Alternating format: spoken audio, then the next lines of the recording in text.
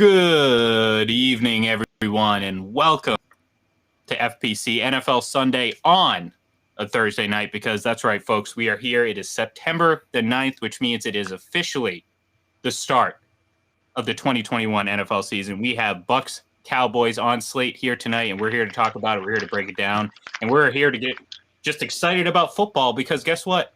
The preseason is over. Training camp is over. All this nonsense narrative, stupid storylines we've been talking about for the last 6 or 7 months, it's over. No more flashy incompletions. No more this, no more that. Sorry, actually, maybe we'll bring that up a couple times. Maybe not tonight.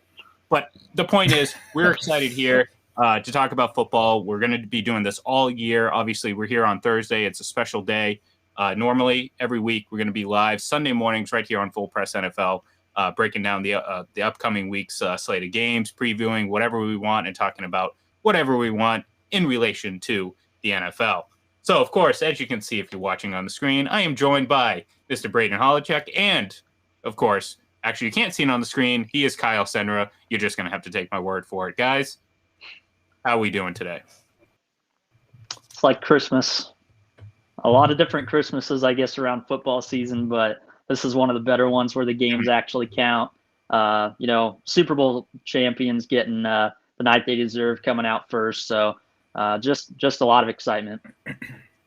Actually, I'm gonna jump in real quick. I want to equate this more to week one being New Year's. Because you know what it is. It's like everyone's excited for that night. You celebrate. Everyone's the same mindset, and then you're still feeling it for a couple weeks after. Like week 2, week 3 comes around, you're still like, okay, it's fresh, the NFL season. It's not really until week 4 where you kind of settle down and you just get into the flow of things. So I didn't want to interrupt. It just crossed my mind. Kyle, how you doing tonight? Oh, I'm doing great. Ian, Braden, happy to be here. September 9th. So you kind of said something earlier this morning on FBC Radio Live. I'll call it 9-9. So when I say that, do you think Brooklyn 9-9, or do you think the old school reboot show with Mike the TV 99 99 99? Does no one know what I'm talking about? I don't know what you're talking about, the second one. Okay, but that's I'll fair. tell you what I think about. I think about the 99 restaurant in Massachusetts. So you guys don't know what I'm talking about. I don't even know if it extends beyond the New England region, that chain of restaurants. But those in the Massachusetts area, and those people that have lived up there in their life, they know what I'm talking about. The 99. So it's not a Wayne Gretzky restaurant then? No, not at all. It's actually a Manny Ramirez with the Dodgers themed restaurant. As crazy as that sounds. Number 99.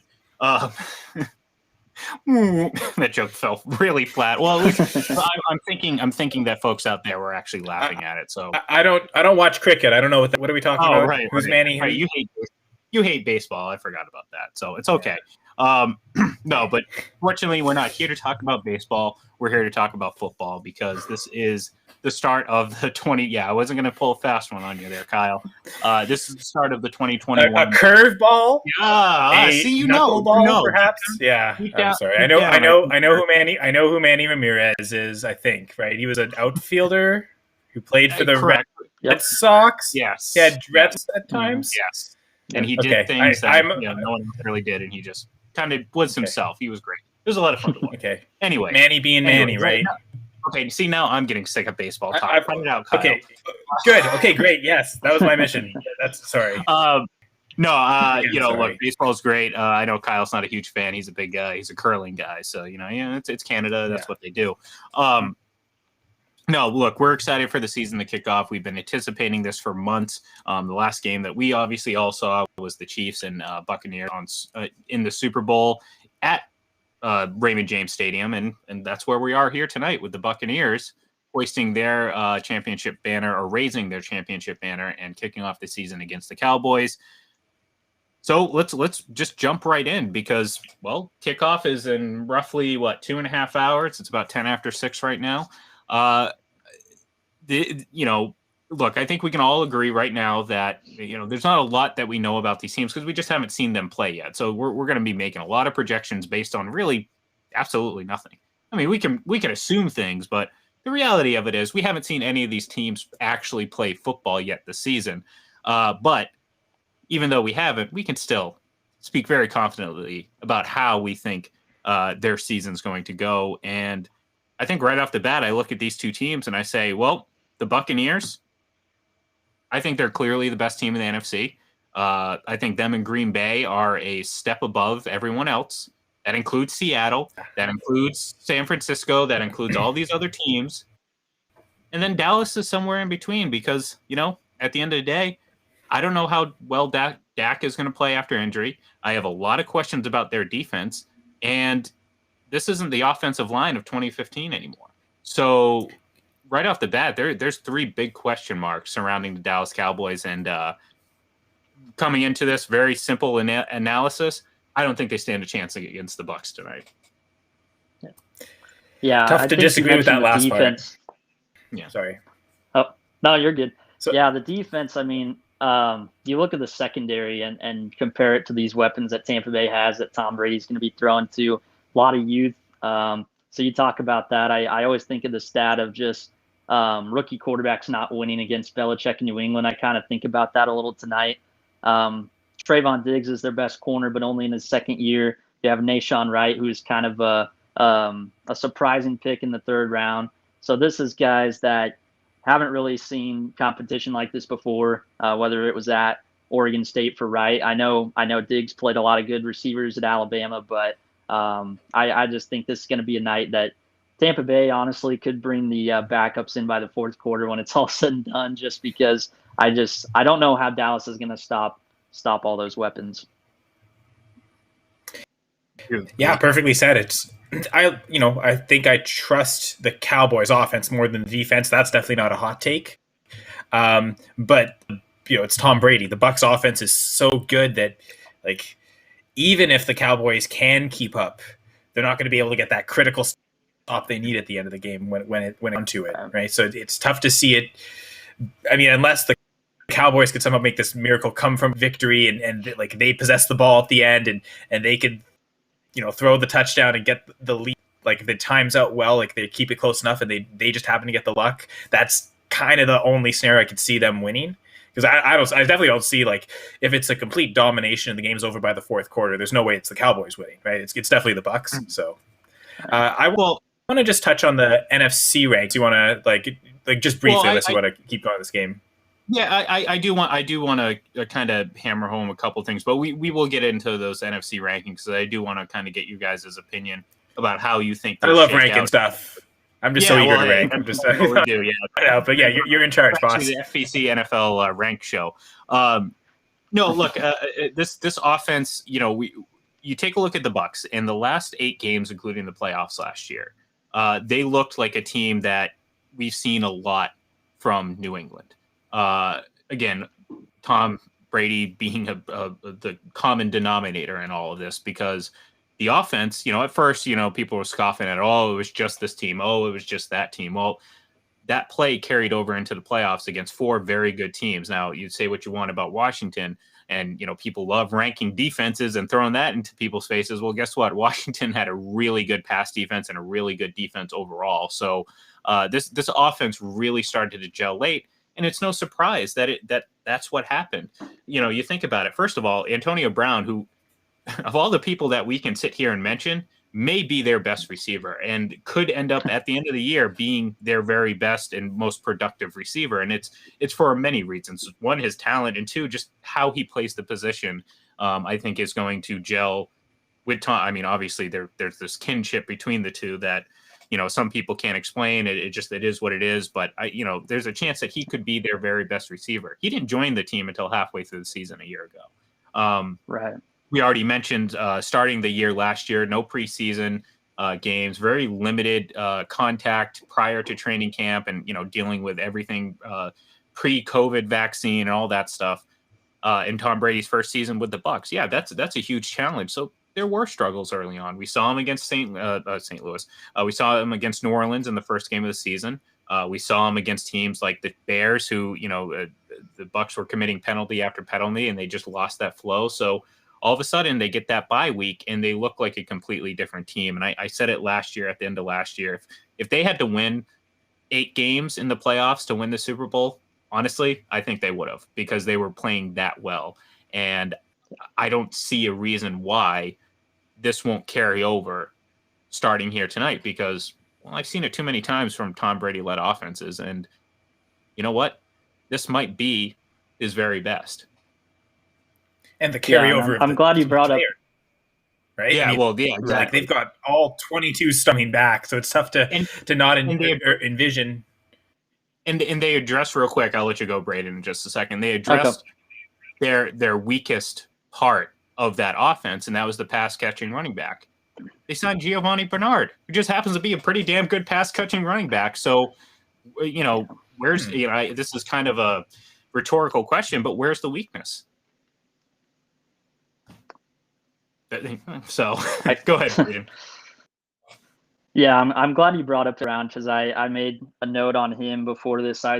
Just in 8 games last year after he joined this team, 45 catches, 62 targets, 483 yards, 4 touchdowns. It was obviously limited season, wasn't a full one, but his first year where his catch percentage was over 70% since 2015. Oh, wow. And if you expect 17-game full season, you're talking about 95 catches, 131 targets, which I know seems like a lot, but he had right around there. 2014-15 with the Steelers. So I honestly think he's going to be their most productive receiver this season, even with Mike Evans, Chris Godwin. Godwin's on a franchise tag. Don't really for sure 100% know his future there. So, and you mentioned the relationship. I mean, just that one game he had with the Patriots, Tom targeted him 8 times for 7 yards per target. So I think Brown honestly could be the best receiver when it's all said and done on this team this year, despite the other guys. So really glad you brought him up because I wanted to make that point about him. Well, and if you look at what those other, Mike Evans, obviously big time red zone guy, deep down the field, he's the type of guy that you're going to be able to stretch the field with. Chris Godwin can do a lot of things, but Antonio Brown is really the most elite, like do anything wide receiver. I mean, you line him up in the slot, he'll line up in the slot. You line him up outside, he'll line up outside. He's a great route runner, and he just has an instinct for the game that, again, is parallel to how Brady thinks.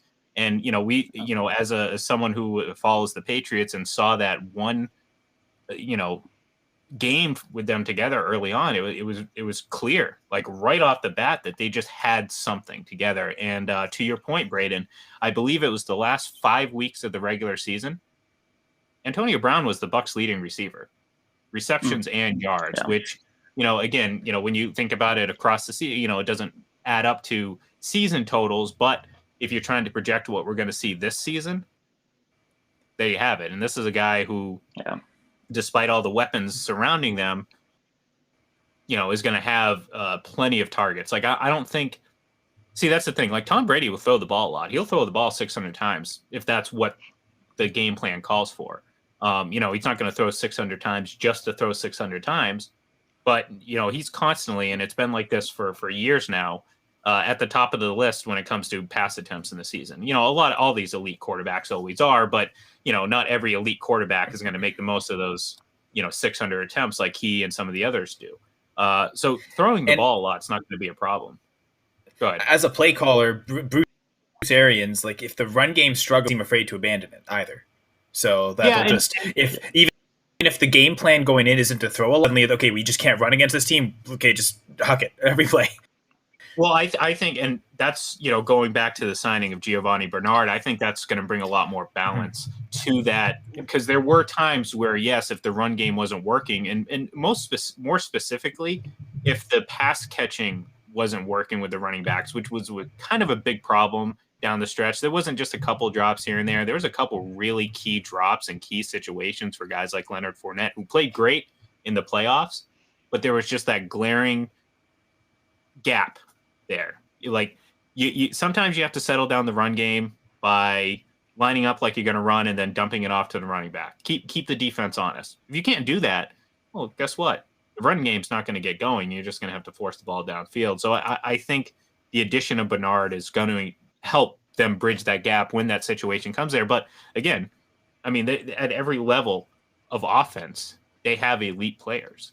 And, this might be a nice segue into rankings, because then we can kind of, talk about where we see Dallas in the grand scheme of things. But to me, I actually have another segue, if you'll allow, Ian. It's just just brief, and we can get to the ranking. Go ahead. Or it's more of a tangent, and it's about Brown and Bernard. And Okay. I just want to add a little fantasy spin to it. It seems like in drafts of the three running backs, Brown and Bernard are the cheapest, and yet at the end of the season, they could end up with the most fantasy of both of those position groups. So that's interesting to see. I just looked this up because it just occurred.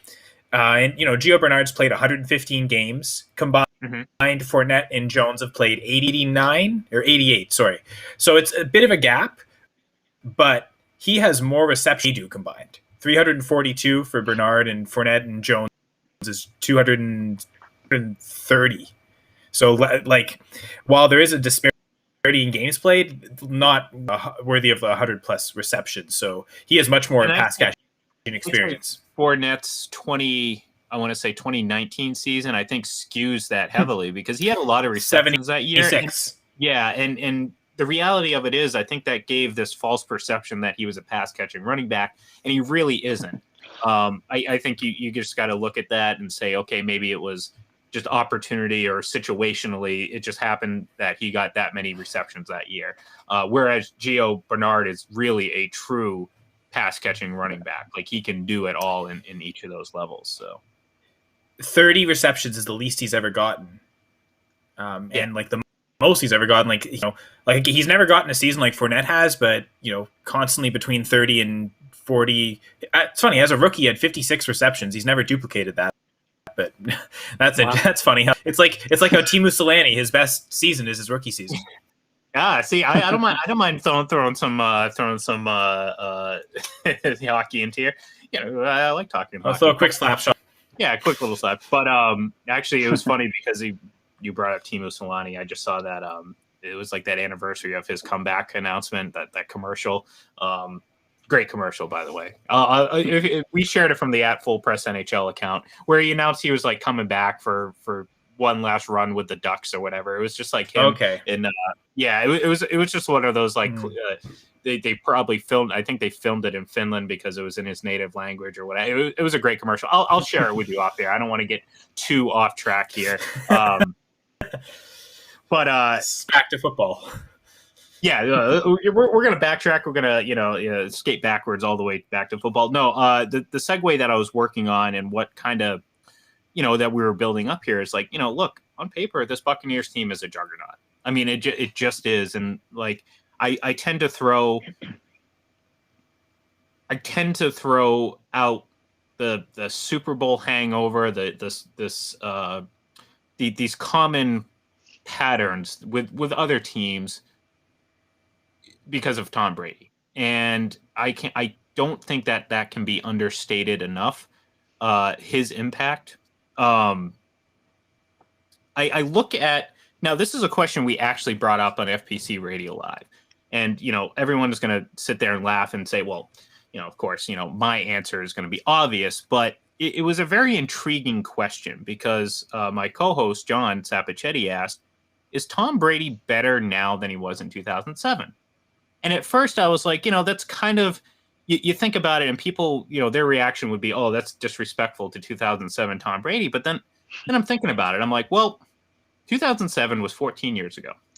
As crazy as that sounds, it was 14 seasons ago. He's clearly smarter. He's wiser. And I can make a pretty damn good argument that he's more mobile and agile than he's ever been. And then you add in the fact that I don't think his physical play has dropped at all. I mean, if it has, it's been almost to the point of not noticeable. So, yeah, I believe he's a better quarterback now than he is in 2017, and that leads me to, my big point here. They have a team that now they don't have Randy Moss. I think Randy Moss is at worst the second best receiver of all time, just based on just absolute pure God-given ability and then just what he did with it. And this is taking into account that he was probably pretty lazy at times and screwed himself over because he was that good that he still was able to accumulate as much as he did. There's not a Randy Moss on this team, but this team is deeper across the board than that 2007 Patriots offense in a league that's far more favorable to offenses than it was in 2007. So Brown, Evans, and Godwin are better than any of whoever the number 2 receiver was. Yeah. It was Randy Moss, Wes Welker, of course, and then you had a mix of Dante Stallworth, Kelly Washington, and Dante Stallworth was a pretty good receiver at the time. He was coming off a really this is 2006, 2007, so he was a fairly big name. Trust me, I remember when they signed him before they got Randy Moss. And I was like, hey, they finally. That's a pretty good trio. Yeah, that's a pretty good trio. That's comparable. Well, and look. And at the end of the day, it was the Randy Moss show and it's the Wes Welker show. But the reality of it is, across the board, this team is deeper. They have a better group of running backs. At the time, they had Lawrence Maroney was the starting running back for the Patriots. I know I bought his jersey, sadly, and it's one of my biggest regrets. You didn't learn running backs don't matter back then, right? Yeah. I was still learning that a little bit. So to me, I look at it, it's like, first of all, I think this team could rival offensively what the Patriots did in 2007. And again, that's based on the fact that I think Tom Brady, as crazy as it sounds, at 44 years old, is a better quarterback than he was at 29 going on 30. So I don't know. Do you guys agree? I kind of took a lot of time on that, but hopefully I was maybe swaying your opinion a little bit on this one. Yeah, I think I would agree, just because I just knowing one of the things I watched on him last year, like leading up to the Super Bowl, and just talking, like, if he missed a throw, it was like inches off, right? I mean, it's like, just he does everything right. And, I probably don't remember as much back in 2007 as much as you did, but I think he's probably more accurate now, a little bit. And I just think, I mean, you talk about throwing it away or evading pressure. I think that's always been a little bit of an underrated part of his game too. It's just gotten better and better. So I think I'd agree with you on that. Everyone talks about Ben and Rome. They are at avoiding guys, but like running speed, they're just so slow and sluggish. Like Brady's certainly as a maybe combine Brady, probably slower than them, but now, but he's also gotten faster with age too, which is strange. But yeah, he hasn't lost any arm strength. So yeah, considering you're right, Ian, 14 seasons of experience, like the reps alone, and like the amount of different defenses he's had to see. Like the NFL, he's totally seen the NFL change throughout his tenure, probably multiple times. So he's had to readjust so many times to new things. Like that process is probably not even new anymore. The readjusting to what's new is so that's part to of him, right? So yeah, I think you're right. Like you'd say it and you'd think it'd be a hot take, but now, like your well spoken out and well drawn out argument makes it so that it actually probably is the other way if you really think about it. Well, and I've had some people I've seen some people suggested, and even among Patriots fans, that the reaction is kind of like, that seems like that's almost like downplaying how great Brady was at that time, and I don't believe so. Like, again, I mean, I'm basing this on physically, I don't see a drop off, and you can't from 2007 on. Well, here's the key thing, and this is a lot of, I've talked about this before. Obviously, the following year, he blows out his knee. And in a way, that was a bit of a blessing because, and he's spoken about this before, at the time, he was feeling like a veteran quarterback. He was hurt, like just, the everyday banged up, sore body, this, that, and the other, those things that just add up over time that lead most quarterbacks, and pretty much every quarterback, to retire before they hit the age of 40. And look, just because he's done it at what he's doing, it doesn't mean that's the norm. The norm still is quarterbacks don't play that long into their lifespan. It's just not how it works. So from that point on, he was forced to shift his mentality from rehab to prehab. And that was, maybe I'm paraphrasing a little bit, but essentially that's the idea behind it. Why try to fix injuries when you can prevent them? And that, goes into pliability and all this, TB12 method. And, he really changed the way he trained and everything from that point on. So in a way, yes, he loses a season in which I thought the floor for that team was probably 14 wins. And just be based on the schedule and 11 really with Matt Castle, you're probably right. You're the only reason I'm not saying 16-0 because again, that predicting undefeated play is just it's kind of crazy, but at the same time, if you're going to sit there and tell me, can you pick out more than one loss on that schedule if Tom Brady's under center? And I'm like, I can't pick out more than zero. It's going to happen eventually, but it might only happen once. Anyways, that was a bit of a blessing in disguise because now we have Tom Brady playing and talking about, well, possibly playing until he's 50. He's certainly committed to playing this year and next year, which would bring him through age 45. And it brings us, I guess, to the point I was finally trying to get to, and we're gonna get to these rankings. I swear I'm pushing towards it. It makes me believe that he's a better quarterback now. He's in better shape than he was in 2007, mentally for sure. The experience alone. I mean, he's been to 6 Super Bowls since 2007, so it's like, you're gonna learn a little bit along the way and become better. Now, again, if he was learning this stuff, but at the same time wasn't able to throw, if he turned into Drew Brees, and again, I know Kyle will enjoy me bringing up Drew Brees in a negative way like that. I'm not doing this to bring him down. I'm just bringing him up as an example of a guy who clearly lost arm strength and was incapable of doing certain things, especially in the latter part of the season. Again, as crazy as it sounds, Brady looks like he gets stronger as the season goes on, which defies all logic and conventional wisdom when it comes to how we've evaluated older quarterbacks in the past. So that finally brings me to the rankings, because I just look at this team and their closest competition and the second best team in the conference is Green Bay. And I think they're both a very significant gap between them. And I don't want to hear about Russell Wilson and the Seahawks, because if Russell Wilson's getting sacked 50 times, they're not going to win a playoff game, let alone a Super Bowl. I mean, God, that's not going to happen. Like, and to me, I just see another situation where Russ is going to have a great first half of the season and then fade down the stretch. I mean, that's just kind of what their MO is. So to me, the two teams that rank at the top of the NFC are the Cowboys, not the Cowboys. Trust me, definitely not the Cowboys. Are the Bucks? Chaos. Yeah, the Bucks and the Packers. And this is something we've talked about before, Kyle, which is unfortunate for the Packers, but the matchup between those two teams is horrendous for the Packers.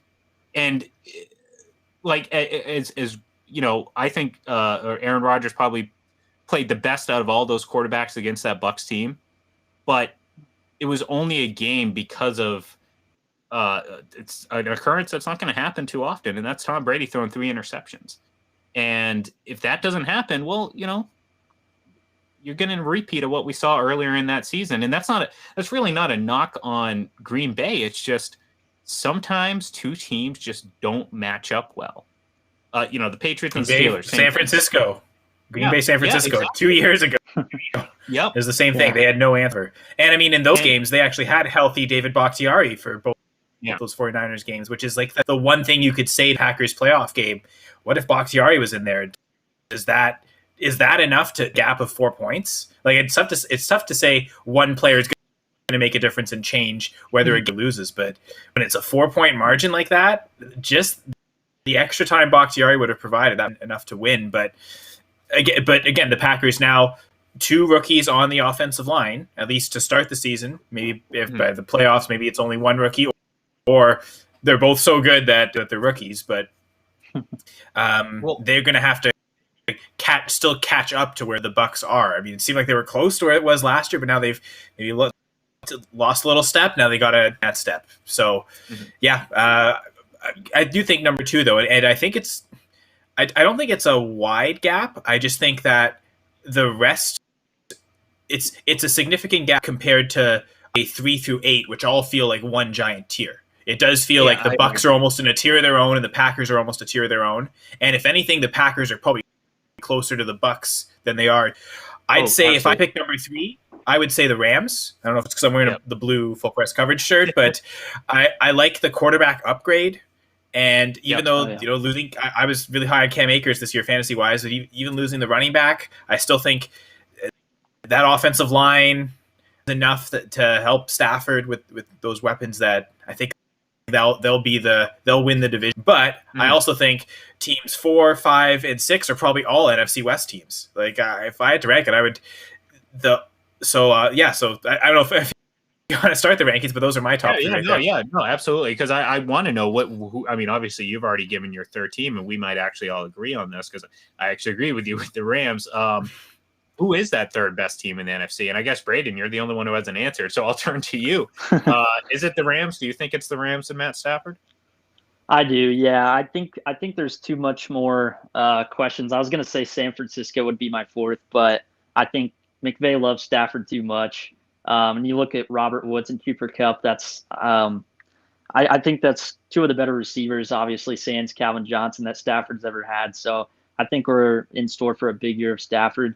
The only question I would have, I guess, is losing Staley. What's that defense going to look like? But, I mean, too many stars, right? Jalen Ramsey, Darius Williams, that other corner, really broke out last year. And, of course, Aaron Donald. You can kind of just Sharpie in his name for Depoy every year. So, yeah, I think I would agree with the Rams. Yeah, and look, I think once we get into those teams below the Packers and the Bucs, that's when you see more questions. I think that's the best way to put it. So there's more question marks.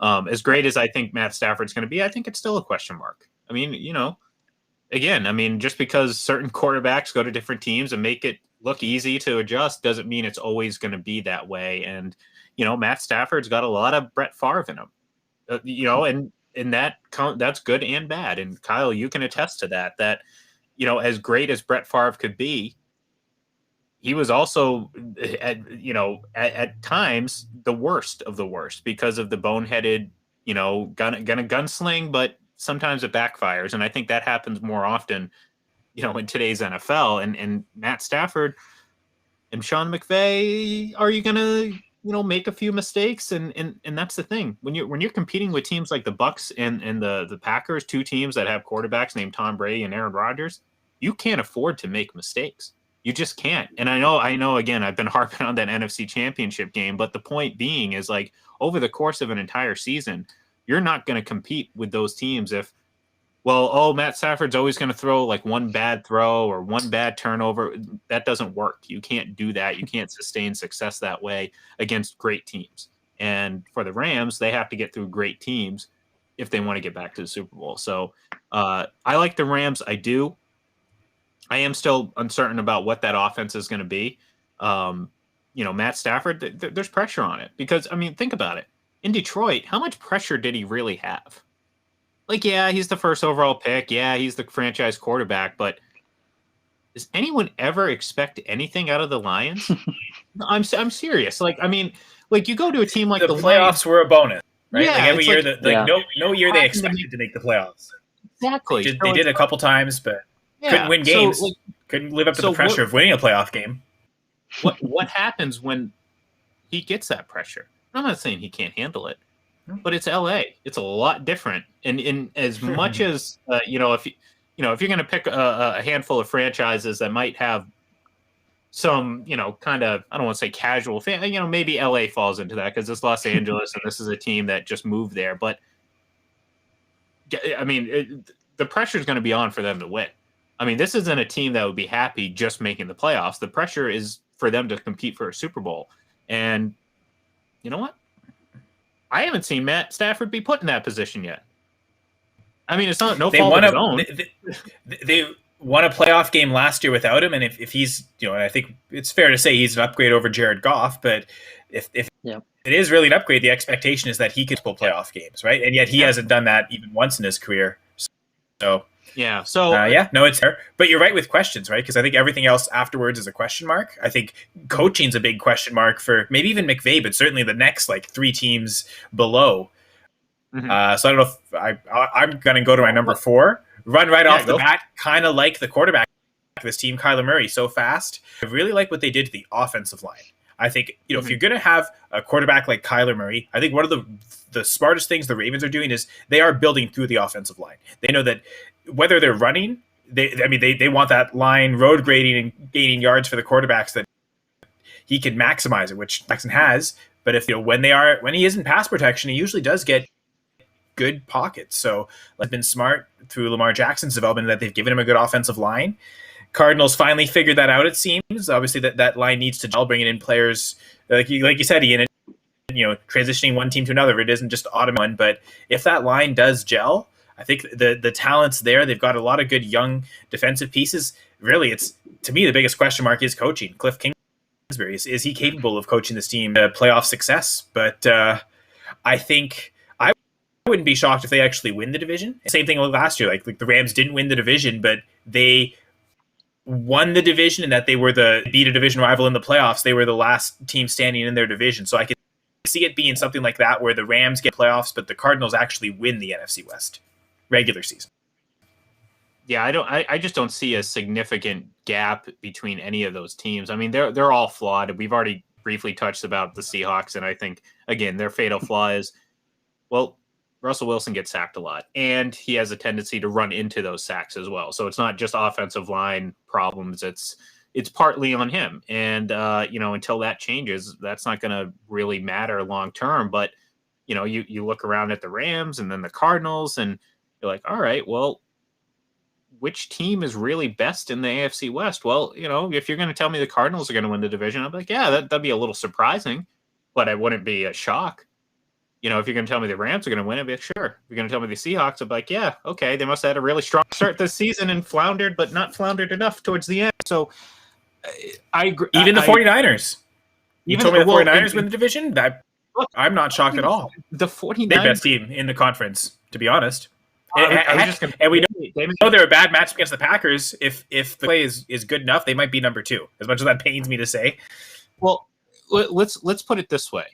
Jimmy Garoppolo has garnered a lot of fair and unfair criticism. I think sometimes it's a little bit over the top when it comes to his flaws, which are there. I mean, he's not perfect. Unfortunately, he's always going to be in some way compared and in the shadow of Tom Brady. I mean, it's just how it was, because that's what it is. So everyone now expects him, he's got to be Tom Brady. Well, again, there's not another Tom Brady. It's Jimmy Garoppolo, and for what it's worth, he brought this team to a Super Bowl. Now, again, we can be very aware of his flaws and his limitations, but I think people are too quick to write him off. Now, they have a great backup plan, or potentially a great backup plan if he tends to falter, but you know what? He got named a captain this year, and that's not a coach's decision. That's a player's decision, and that speaks a lot to who he is as a player and what the players believe he can be. And then you factor in the fact that, well, this defense is still pretty damn good. You're almost convincing me that maybe they might be the best team in the NFC West at this point. Because I was gonna go with the Rams, but I think Kyle Shanahan's I think he's a better coach than Sean McVay. I don't know. Here's the thing with Sean McVay. The praise of him got so out of control and so ridiculous early on that I have no idea where to put him in the pantheon of NFL coaches. I don't know if he's great. I don't know if he's good. I don't know if he's mediocre. And I don't know if he's bad. What I do know is he was not ready to play that Super Bowl against the Patriots. And his aw shucks attitude when it came to facing Bill Belichick helped lose them that Super Bowl. So to me, I'm looking at that saying, well, that's worrisome. Sean McVay, offensive genius, but how long is that going to play out before it's like, okay, well, win something? So I'm not convinced Sean McVay is this, elite of elite coach. Kyle Shanahan, he has his flaws. Pete Carroll has his flaws. Cliff Kingsbury, obviously, I think, has his flaws and might not even be around for, the season after this. So we're going to end up going back and forth on all these teams, and each of them are going to have an opportunity to win this division. But kind of speaks to the bigger point that we've been bringing up. Any one of those teams can win the division. In San Francisco, to your point, if you're a Packers fan, you better hope that they're not great, because that's two terrible matchups against two teams that are fairly similar. Now, the Buccaneers have a huge advantage in that their offense is obviously much better and they have a better quarterback, but defensively, they play very similar. And as you pointed out, we saw that in the NFC Championship game in 2019. We saw that in the regular season against the Bucs last season, and we saw it in the NFC Championship game. And we've also seen the Packers, Rams, and the Seahawks in the playoffs the last 2 years. So we know that they match up well against those teams and can beat those teams. Yep. The Cardinals might scare me. Like, if ever they could figure it out coaching-wise, that would really scare me. Packers have had a tendency to just be awful against rushing quarterbacks. Mm-hmm. Now, new Joe Barry defense change. I know one of the things was like the big change in linebackers and the expected body type, physique of what the linebackers need to be. I know Chris Barnes lost a little bit of weight, got leaner. Kamal Martin didn't, and led to him being cut, even though both rookies last year were starting middle linebackers for the Packers. Kamal Martin, as a rookie, played over Ty Summers, Oren Burks, and yet this year it's like he got cut, and those guys are the two, like the second. So clearly Mike Pettin said Kamal Martin ahead of Burks and Summers, but Joe Barry said so. Maybe the different expectations at linebackers that faster, leaner linebackers be able to handle rushing quarterbacks better. So that's one of the things as a Packers fan I'm most looking forward to this season. Just like as in terms of curiosity, is what is this defense going to look like, and how is it going to operate under Joe Barry?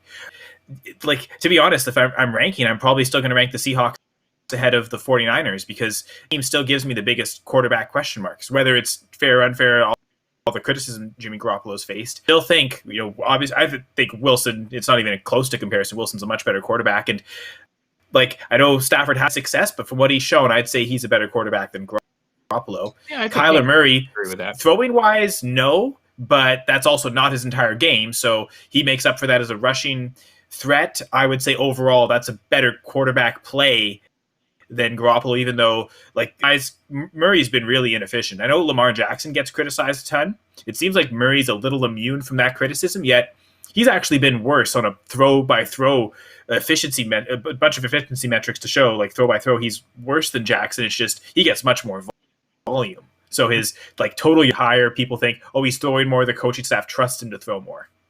Or the defense is just worse. But anyway, off. But yeah, so I guess my top 5 wouldn't include the 49ers. So I'll put the Seahawks safe. That's fair, and I know, Braden, you haven't got too many words in here. We keep going back and forth, but is that what are your thoughts in general just on this division, or at least who you see kind of as those next tier of teams? Honestly, I have one team ahead of Seattle and Arizona. I'll say why I have Seattle and Arizona lower. I don't really like any of the depth. I don't think there's no depth to trust with Seattle. Their defensive line might be better than it's been in a few years. Carlos Dunlap really came on for them late last year. Arizona, I don't know if I can trust anything defensively. Malcolm Butler retired, and you really only have Byron Murphy there at corner. So I don't know who's really going to cover all these good weapons in the NFC. I actually have Washington up there above those two teams. I just think Ron Rivera coaching this kind of team, really good defense all around. And I think Ryan Fitzpatrick, he doesn't really have to be the hero here when you got Antonio Gibson running the football, J.D. McKissick there to check it down too. So I've kind of been on the Washington hype train this offseason. I thought they had one of the better free agent periods and one of the better drafts. So if Ryan Fitzpatrick can last the whole season or cut down on obviously the turnover worthy plays, I think they're a little bit better for me than Seattle or Arizona. And I'm glad actually you brought Washington up, because I don't necessarily disagree with that. Because look, I mean, this is a great defense that could potentially have the defensive player of the year in Chase Young. He's a guy that, again, they've been building this team that's looking a lot like those early Rivera coached Panthers teams, where they're very dominant up front. They have some talent in the secondary. And look, I mean, Ryan Fitzpatrick is who he is. I've always said that there is a very, you don't bring Ryan Fitzpatrick to get you over the hump. He has to be a complementary piece. He can't be the guy, he's going to have Fitz magic, but there's also going to be plenty of Fitz tragic out there as well, because that's just who he is, and that's who he's been his entire career. However, you put him on a team like you said, you have the running back, you have these weapons on offense, but most importantly, you have one hell of a defense in a pretty weak division. And this is a great segue into, how the Cowboys, tonight's other team that actually plays tonight kind of works into all this, because, I'll ask the question, is there room in the playoffs for the Cowboys?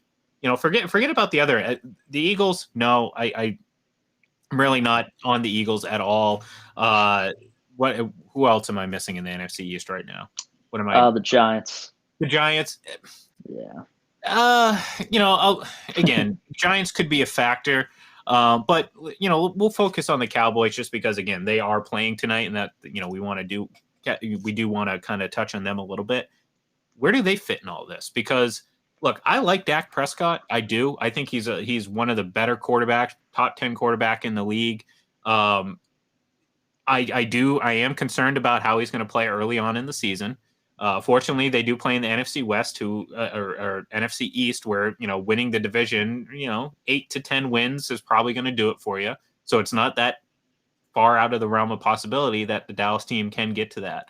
I just don't like their defense. I don't think that the offensive line is as strong as it once was. And, when you're very offensive heavy, that's a tough way to live. I mean, you need balance. Like I believe firmly, I believe very strongly that defenses win championships is such an old, outdated cliche in the NFL that I don't think any of it's true. Offenses win championships. Obviously, you need balance, but offense is the name of the game, the most important position in the league, and it's been like that for a very long time as the quarterback.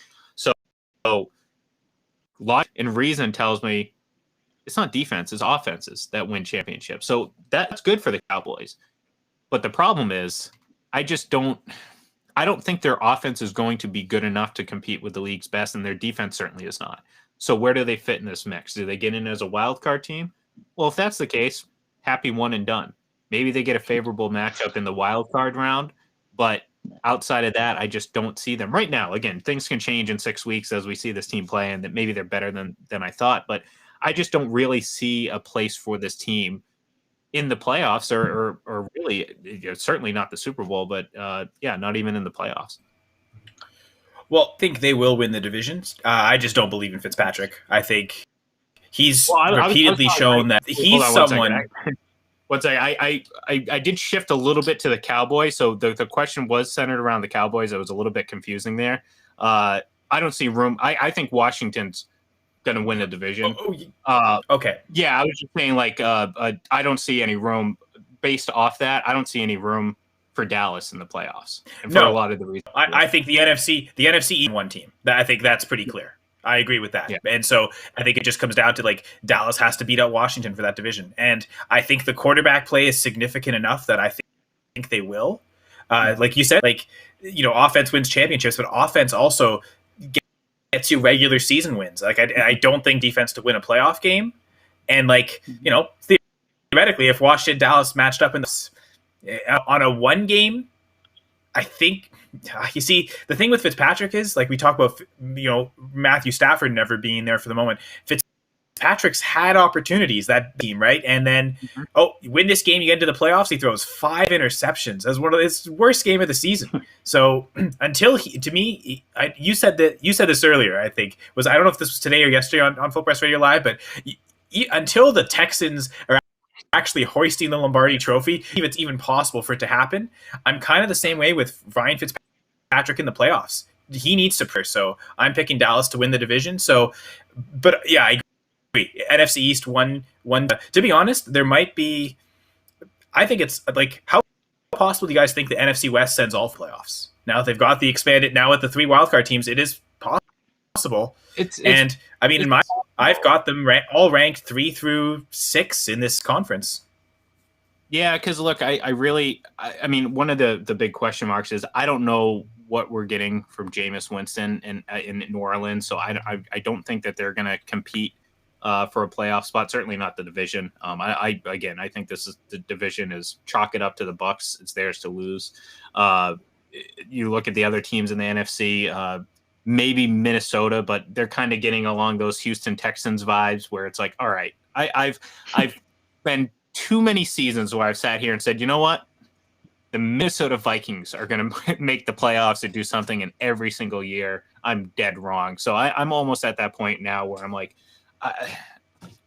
do it, and then I'll believe in you. They did beat Noodle Arm Drew Brees 2 years ago in the playoffs in the so that's true. And they did make it to the NFC Championship game a few years before that. But so looking at your surety in the number 7 team, my number 17 in the NFC is actually the Chicago's. I think their defense still better than the Vikings. I know losing Kyle Fuller might hurt, to be fair, that was kind of already the weak point anyway, so it just continues to be the weak point is that secondary. But Minnesota kind of rebuilding defense, I still think they'll be a step behind Chicago. And if Fields is for real and he comes out, I mean, they might not be the 17. They might be better than the 49ers. Talking about them as a top 5 or top 3 team in this conference. To me, I said this last year too.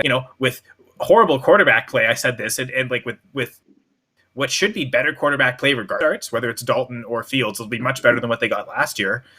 Mm-hmm. I think the Bears are the legit threat to the Packers for the NFC North, and to me, they're probably the threat to prevent the 4 NFC West teams from making it, because that's the team that could come in and be a wild card team, and if the quarterback play is going well, they could win some playoff games. So I think the Bears might be the team that surprises the most in this conference. Well, it's funny because we kind of unintentionally gave more evidence for the whole offenses win championships, because we've just spent time talking about 2 teams that have really good defenses, Washington and Chicago. And if you were to sit here and tell me at the end of the year they'd be barely above 500 or maybe a game below 500, I'd be like, all right, that makes sense. You know why? Because they probably got poor quarterback play. So, at the end of the day, you can have a great defense. You can have all the weapons in the world. Look at the Bucs in 2019. You get bad quarterback play, it doesn't mean jack. I mean, that's just how the game is played. That's why that position is the most important in the league, and that's why I will put it on my gravestone if I have to. But wins are a quarterback stat, and they are a legitimate quarterback stat, because again, everyone will sit there and agree with what I said and then turn around and say, nope. Wins don't count for quarterbacks. Well, wait a minute. You just agreed that it's the most important position. You just agreed that offenses win championships. What does every team look for in the draft every single year? Oh, it's the quarterback. Which position wins MVP guess what? It's the quarterback. But then you're going to be like, oh no, cornerbacks, like cornerbacks are more impactful to win. So quarterback. It's the cornerstone of the franchise, of course. No, quarterback wins are a stat. So anyone who says they're not a stat, like, you can't deny that they are a statistic. Now, the thing is, are they a stat that matters? I mean, I would say they are a stat that matters. I'm definitely on that side, but like, you really need to phrase it like that, because it's like, you can't say it's not a stat, because it is a stat. Well, that's where we get into this. We go down this rabbit hole of that's semantics, though. But yeah, it's so silly that I even argue this with people, but it's a stat. It's listed on NFL. It's recognized by the NFL, and it's celebrated by the NFL. I think they matter mostly. Just like, okay, when you're looking at, if you're going to break down things, and of course you're going to find flaws. There's going to be games where you point out and be like, okay, well, this quarterback didn't play as good as the other quarterback, but he actually won. And, people are always going to go to that, or they'll look at the extremes. They'll say, well, Trent Dilfer has more Super Bowl wins than Dan Marino. Okay, well, you're picking the most extreme example of both sides of it and comparing the two, which anyone who knows anything about reasonable just anything like that, will look at that and say that's just a silly, that's not proving your point. That's just, if anything, it's proving the opposite, because you have to go to such great lengths to find something that actually disputes the notion that quarterbacks should be credited with wins. When you look at the top 10 wins list of quarterbacks of all time, and I ask this to people all the time, which quarterback doesn't deserve to be there? You can't find an answer, because guess what? Wins and losses are indicative. Are they perfect? No. Are touchdown passes perfect? No. I mean, we can sit there and break apart every single stat in football, especially when it relates to a quarterback, and say, well, there's 6 different people that had a hand in you throwing this touchdown pass, but you get credit for the touchdown pass, but not the win. And look, I don't want to go down that road, because, I do want to get off before the game starts. And if we go down that road, there's a chance I could talk for about an hour and a half about quarterback wins, and, I'll save that for another day. But, really, when it comes down to it, the way these teams are going to shake out it's really determinant on the quarterbacks. And that's why, to kind of bring it full circle, Green Bay and Tampa are by far the best 2 teams in the NFC. And I really don't think, and there's no reason that anyone else can give me to change my mind. Certainly not at this point, because we haven't seen any games played yet. So I'm just basing this on long history. That's all. Which then comes back to if we really want to, we almost feel like we should have the Seahawks at 3 for that reason. Then, because I think Russell Wilson's very clearly the third best quarterback in the NFC. And I mean, we talk about coaching question marks everywhere, so we can't really dock him for that relative to other teams. It really is the O-line, right? But is the O-line and the Rams going to make that much better than the Seahawks? So it's a big jumble, right? Which I guess was the original point. Those two very clearly, and then you could make a case for team 3 through 10, and you could any of those in any order have any team of the group at number 3. Maybe not the Cowboys, but but makes sense for the most part. But speaking of the Cowboys, I just wanted to talk about a fantasy sit start the major players, just to kind of get my thoughts on tonight's game. Yeah, let's do that, because I do want to wrap it up here and give our predictions real quick, and then let folks go get mentally prepared to watch some football tonight. So yeah, let's we'll do that. Let's let's hear you're the fantasy guy. Tell us who's relevant today and tonight, and anyone out, any degenerate gamblers out there, going to bet on fantasy numbers. Listen up. So I'm a big believer in start your studs. So most of the big players should be started in lineups this week. So I think they're going to come from Brady, Godwin, Evans, Brown, like you said. You start all those guys. You could probably start Gronk to tight end situation. That's one where if I had another good tight end, one of the a top 6 elite guys that I know is going to get targets, I'd go that way. But if I'm looking at pure touchdown upside from the touchdown dependent tight ends, which is where I put Gronk in, he's probably the highest. If you're streaming tight ends, there's probably not very many you're going to stream over Gronk. You can maybe make an argument with a Jonnu Smith or Hunter Henry that they might lead their team in targets, so you might want to go there, especially the Dolphins. So you could make an argument like that. Same with the Bears, they seem to be weak against tight ends, so maybe you put a Tyler Higbee. That's where you're kind of debating with Gronk. So I'd start most of those guys. I'd start Dak. I'm starting him everywhere I have him. I do have him a little lower in my rankings than I would normally. I have him as a top 5 tight end or quarterback in season long rankings, but I have him at QB 9, so it's a little lower, but not enough to not start him. And I think the pass rush from the Bucs means whoever's the slot receiver is probably going to get the most targets for the Cowboys. That's maybe me oversimplifying it. So I really like CeeDee Lamb this week. Where I consider sitting is those other main 3 starters. So Ezekiel Elliott, Amari Cooper, Mike. I know for me personally, I'm not benching Zeke anywhere I have him. Part of it is maybe situations I have him in aren't great deep running back rooms where I can really afford to. I'm looking at one team here where Jonathan Taylor's my RB1, and then that's that spot set. But then there's one other running back spot, 2 other flex spots. Zeke, David Montgomery against the Rams, Joe Williams, the rookie, against the Giants. What's his workload going to look like? So I'm going to play Zeke, and then because I wouldn't play Montgomery over Zeke. So that's one where, even though it's a bad matchup, I'm still going to play Elliott. I think he'll get the opportunities, and if things really get hairy, he's still involved in the passing game. So if they're behind by a lot, he's not game scripted out. So to me, Zeke you could consider, I think I have him outside my top 12, best RB 13 this week. So, to me, you have an incredibly deep running back room to sit him. The one that I am going to sit, though, is Amari Cooper. So this is the league where I have one share of him. And not someone I've drafted much of, so maybe that's easier for me to say. But the one league I'm in, I'm sitting him. And the receiving options I have are Mike Evans, which is an automatic start for me. And that second wide spot, I'm debating between Juju and Devontae Smith. But to me, I'm starting both of those guys ahead. So Cooper's not entering in for it. I'm kind of saying, okay, I'm not making that decision tonight. That's a decision I need to make by Sunday between Smith or Schuster. Do I go with the established vet? But I'm benching Cooper in that case because I've got Amari Cooper ranked as my wide receiver. I'll have to look at my rankings again, but it's something like wide receiver 27, 28. So I do have him lower this week because I feel like he's the one that suffers the most. Some really good corner matchups for him. Tough to avoid, no matter what side of the field he's on. And if Dak's not getting full time, he's not going to be able to run his full routes as well. I also have that fear from Michael Gallup. The one league I have Gallup in, though, it's deep enough starters where I'm going to start him anyway.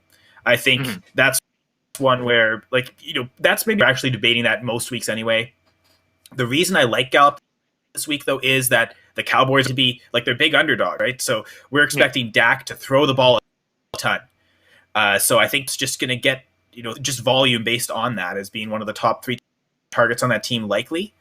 So I'm starting Gallup, the one league I have him in, Cooper not, though. The one league I do have him in. So sample size on both of them, but it's context does matter a little bit. But yeah, I'm Cooper's the one guy I'd really look to try and sit this tonight and this week. You can anticipate a potential situation where the Cowboys are down big, and maybe they get some.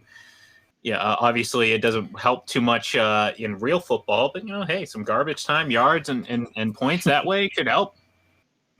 Which could mean I'm wrong. Maybe Cooper gets a ton of volume too. But you don't want to bank on that. You don't want to make that decision counting on the fact that they're going to have a chance to throw yards and gain yards in garbage time.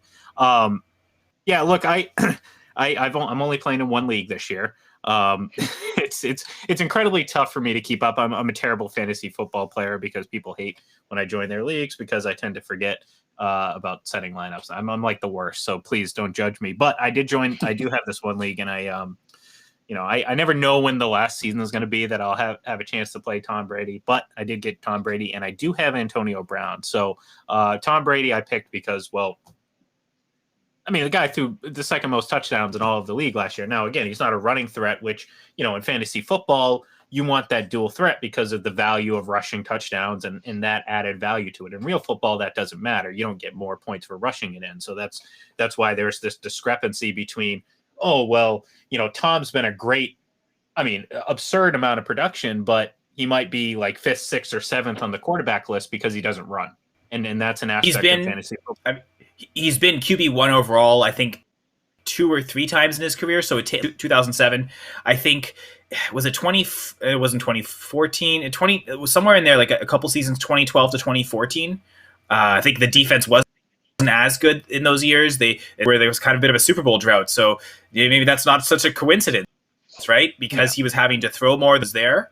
But he's also not. He's not going as a QB1 in terms of draft price. So you can get him usually as anywhere between QB8 and QB10 in drafts. I've got a couple leagues where I've got Brady and Godwin going, so getting that stack in the league. So hoping for double dipping tonight.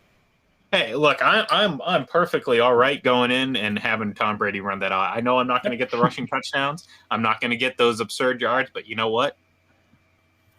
More than a season, this is certainly in the realm of possibilities, in my opinion. So I think with the rushing quarterbacks, you kind of like, okay, any given week or any given week off and score an 80-yard touchdown, right? From anywhere, like the really fast guys. So they almost seem like they're so every week that they're going to give you just this baseline of points. That's the thing Brady's missing. So the one thing Brady on your team is be wary of the matchups. Now this Cowboys offense is good enough again that like if this offense wasn't good, this would actually be a really bad matchup for Brady to be in. Okay, yeah, the Cowboys defense is great. He can pick it apart. They can also just run so easily too. It might end up being a game where, okay, they run in 4 touchdowns and he has a poor fantasy performance. So the fact that the Cowboys offense is good is what makes him a good start tonight, because it's probably going to at least force him to keep throwing into the fourth quarter. Well, and that's the thing too. It's like this is something we got into last year, and I think Brady.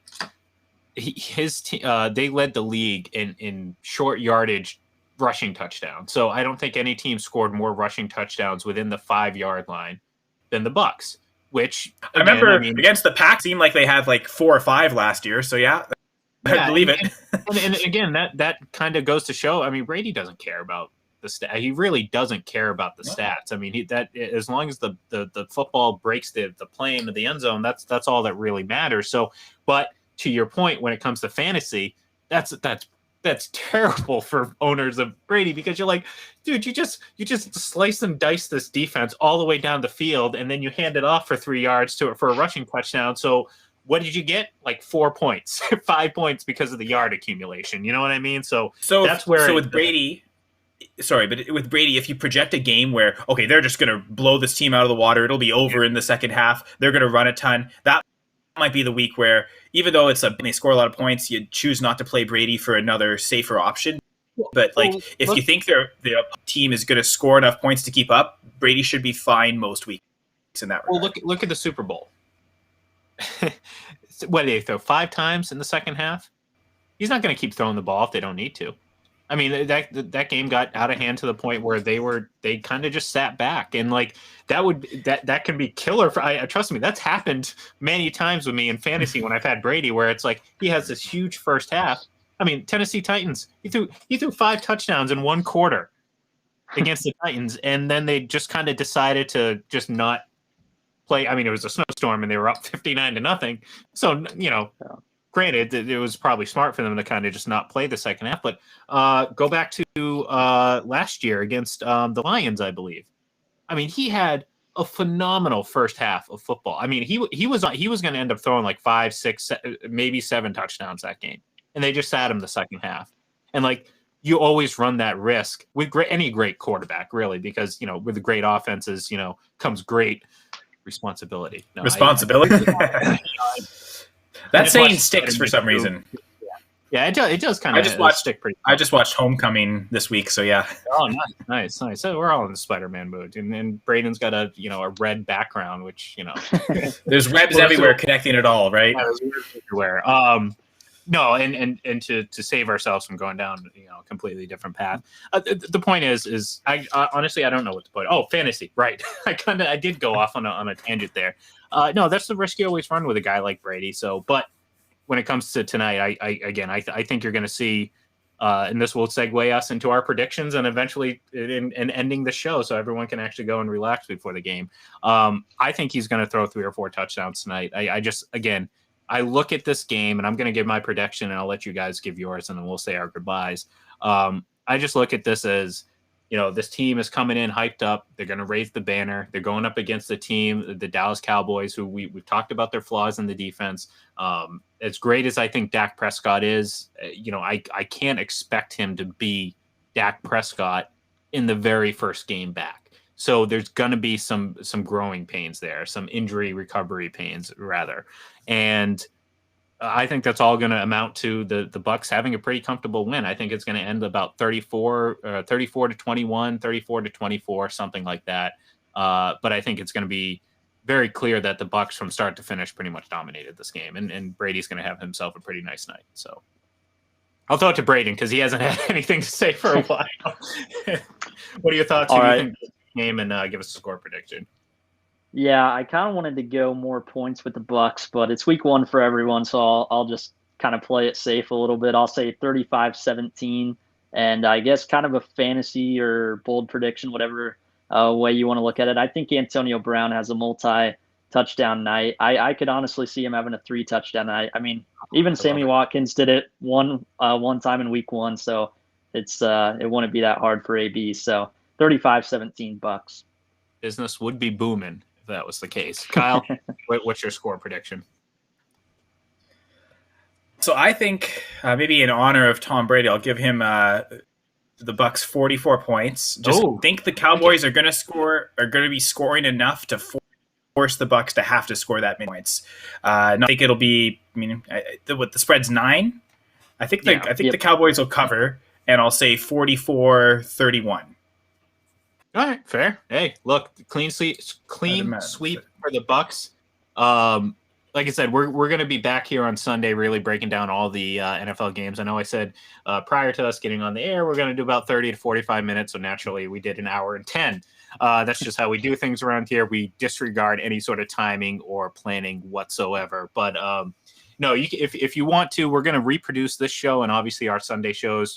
If you want to listen to the audio version, of course, go ahead and download the Full Press NFL podcast. We're going to list all those within that podcast setup. So if you want to listen to it later or go back and not actually look at our ugly faces, you can do that. Also, you'll find the Sunday show there as well. So just a reminder, Sunday morning, 10 a.m., Full Press FPC NFL Sunday will be kicking off. And then, of course, at 11:30, it's the return of our fantasy football show hosted by our very own Kyle Senra. So definitely stay tuned and really dedicate your Sundays, not only to football, but to full press coverage as well, because we're going to have you covered.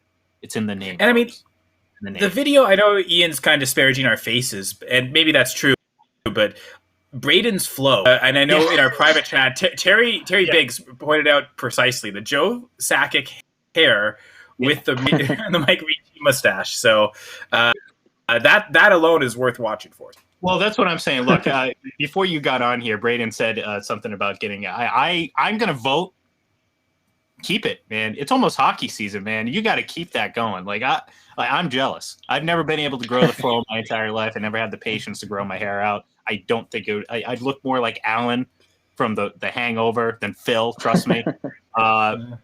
So I vote for you to keep it. I think this should be an ongoing thing. Let's just see how crazy it gets. Let's go pure, just all out hockey flow on this. I like it. I'm up for it, I guess. Yeah, I'm open to anything. There you go. I don't know if you want to change your Twitter handle to Braden Flowacek. Yeah. But, give it a couple weeks. Once it starts growing out this way, that's when we're really gonna have some fun. Might actually make a check with the hair. Yeah, there you go. Kind of verified. I got to sort of have a check mark. It's all right. He'll next time when he actually thinks about getting his haircut, he's going to think about this conversation and hopefully decide not to do it. But if he does, it doesn't matter. He'll still be here next week. But seriously, folks, give us a follow on Twitter at FullPressNFL. We really enjoyed doing this, and we're going to have a lot of fun doing this throughout the season. We're going to have a lot of great guests, a lot of great people from Full Press coverage joining the show and opining on various different teams and players and all that stuff. And, of course, there's going to be plenty of quarterback talk. Tom Brady, Aaron Rodgers, Patrick Mahomes. You know the deal. We're going to have a lot of fun with that. So give the show a follow or give the account a follow at Full Press NFL. You can follow myself on Twitter at IGLEN31. Kyle is at Senra Says. And, of course, Braden is at, his name plus the 9. So spell it out. There you go. Folks, have a great day. Enjoy football tonight. Football is back. We got it for the next 6 months. Let's have some fun. Have a